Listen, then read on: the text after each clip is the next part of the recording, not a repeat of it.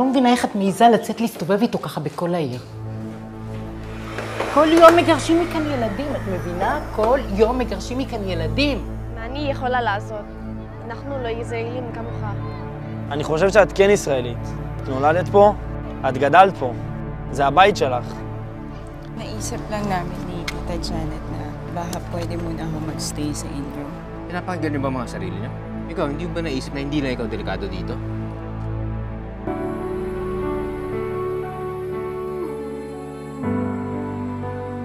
אבא, איך אפשר להיות יהודי?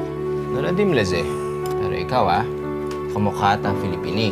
אפילו אם נולדת פה בישראל. לפעמים אני חושב שאני לא פיליפיני. מה, אתם לא חושבים שזה מקום נחמד לבקר בו? אני לא חושבת שהפיליפינים זה הבית שלנו. Alam mo, hirap sa'yo, sarili mo lang iniisip mo eh. Ano ba talaga gusto mo?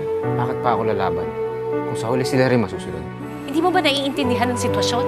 Paano kung i-deport ka? Hemlo! Hindi ka sigurado dyan! At Filipinit! At ha Filipinit! Ani Israel!